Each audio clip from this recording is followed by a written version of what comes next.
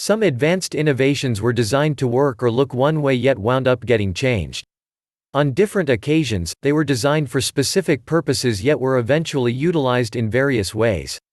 This is valid for a few of the present innovations, from our telephones to USBs, forced air systems, alarms, and blockchains, which structure the foundation of cryptographic forms of money like Bitcoin.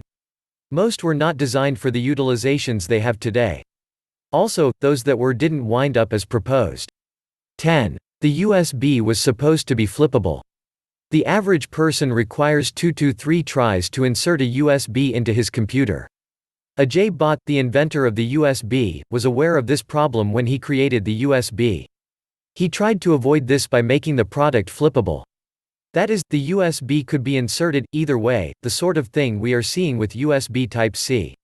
At the time, Bhatt and his team did not make the USB flippable because it was an unproven technology. Before then, computer and gadget makers built different products to allow users to transfer files between their computers and other external devices. Bhatt wanted to standardize this with the USB. However, the team was concerned with reducing the prototype production costs because they were uncertain that their product would become mainstream. The USB prototype would have required twice as many wires and circuits if Bhatt and the team had made it flippable. This would have made it more expensive to produce, which is the sort of thing you try to avoid when inventing an unproven technology. 9. The iPhone was never intended to support third-party apps. Third-party apps are the mainstay of any mobile operating system today. In fact, they are a major reason that a new mobile OS cannot just arise out of the blue. Mobile phone users requiring an operating system outside Android and iOS will often need to reconsider their decision because most mobile apps are developed for these two operating systems. Interestingly, we almost didn't have the App Store. When the first iPhone was released in 2007, Apple only allowed developers to create web apps and not mobile apps.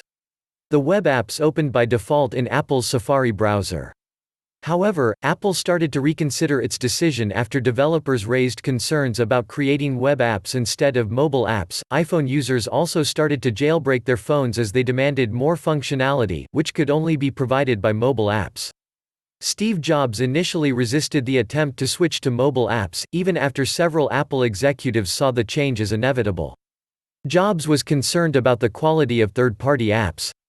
He later gave in, and the App Store was introduced in 2008. 8. Android was invented for cameras. Android would have never been Apple's rival if its inventors had followed their original plans of creating an operating system for digital cameras.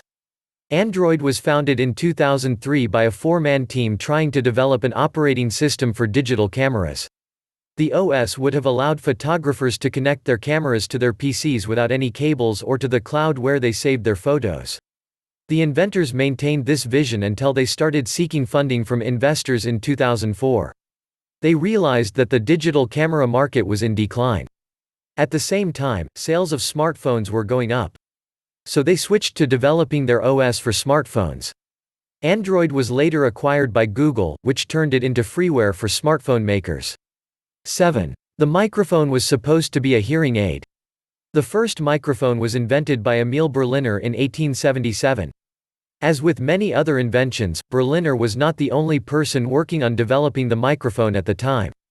In fact, Alexander Graham Bell, the inventor of the telephone, was also working on a microphone and even created a working prototype before Berliner. However, Bell is not considered the inventor of the microphone because his device was not practical. Interestingly, Bell had a different reason for creating the microphone. While other inventors were probably interested in amplifying sound, Bell was trying to create a hearing aid that increased sound for people with hearing difficulties. Bell got the idea to create a microphone when he visited his mother, who had hearing problems. He also worked around people with hearing problems. Bell had been involved with the hearing impaired since he was young. As we mentioned earlier, his mother was partially deaf. His father, Melville Bell, also invented a writing system called Visible Speech for the deaf. Alexander Graham Bell had worked as a teacher at Pemberton Avenue School for the Deaf in Boston. He later married Mabel Hubbard, who was one of his students at the school. 6. Blockchain was invented to timestamp documents. Most people do not realize that the blockchain, which powers cryptocurrencies like Bitcoin, was invented by Stuart Haber and W. Scott Stornetta in 1991. The duo intended blockchain as a tool for time-stamping documents. However, the elusive Satoshi Nakamoto found other uses for it when he created Bitcoin in the late 2000s. In their original paper, which was titled How to Timestamp a Digital Document, Haber and Stornetta wrote that the blockchain would not allow users to backdate or to forward-date document, even with the collusion of a time-stamping service. They added that it would maintain complete privacy of the documents themselves, and require no record-keeping by the time-stamping service. This is exactly how cryptocurrencies like Bitcoin work. Details about the owners of Bitcoins and their transactions are private even though others can see the transaction, which is the timestamp. Bitcoins are also almost impossible to forget. However, Haber and Stornetta believed that their blockchain would be used to prove that a document existed at a certain time, which is very useful in legal cases. 5. The siren was a musical instrument. Nowadays, sirens are considered the first sign of incoming danger. However, they were never intended to be warning systems. The modern siren was invented by Scotsman John Robison in 1799. He considered it a musical instrument even though it made the same sound as today's sirens. Frenchman Cagniard de la Tour also created a siren in 1819. However, he was only interested in using it for scientific experiments. Tour used his device to measure the average speed of a mosquito wing, the speed of sound underwater, and the frequency of musical notes. However, he noted that the siren could be used as a warning device on ships.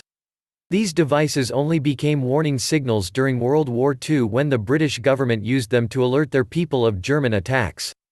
The U.S. extended its use as tornado warnings after a devastating twister caused extensive damage and killed lots of people at Tinker Air Force Base in Oklahoma in 1948. The U.S. government turned to the already proven siren instead of developing a new tornado warning system. Curiously, the U.S. government never issued tornado warnings before 1948 even though the authorities had once considered it decades earlier. In 1887, the government determined that tornado warnings were unnecessary over concerns that they could cause more confusion. The use of sirens was extended to warn of nuclear attacks when President Harry Truman passed the Civil Defense Act during the Cold War in 1950. 4. The ice machine was invented to cool hospital patients. The ice-making machine was a spin-off of the refrigerator, which had been in development for centuries until William Cullen invented the first practical mechanical refrigerator in the 1720s. Several inventors improved on his design. This included Oliver Evans, who designed a refrigerator that used vapor in place of liquid for cooling in 1805. In 1842, U.S. Dr. John Gorrie improved on Cullen's refrigerator to create an ice machine. Gorrie used the machine to make ice to reduce the body temperatures of the yellow fever patients at the hospital where he worked. He got a patent for his invention in 1851. 3. The first programmable robot was invented for die casting. The history of robots goes back centuries. However, the first digital and programmable robot was created by George Devol in 1954. He would later partner with Joseph Engelberger to found the first company dedicated to robotics. The robot was called Unimate. It was a one-handed industrial robot, the sort used in automotive plants today. However, Unimate was not involved in building vehicles. Instead, it was used for the dangerous job of die casting, that is, pouring red-hot molten metal into a preset mold. The first Unimate was installed at a General Motors die casting plant in New Jersey in 1959. Other automakers and businesses soon got the Unimate to do their die casting jobs. A few years later, similar one-handed robots were created to do other tasks, including building vehicles from scratch. 2. The steam engine was invented to pump water out of coal mines. The steam engine was one of the most important inventions of the first industrial revolution. While considered archaic today, it was used to operate everything from factories, machines, mills, airships, trains, and boats a few centuries ago. This occurred even though the first practical steam engine was created to pump water out of coal mines. The steam engine had been in development for centuries.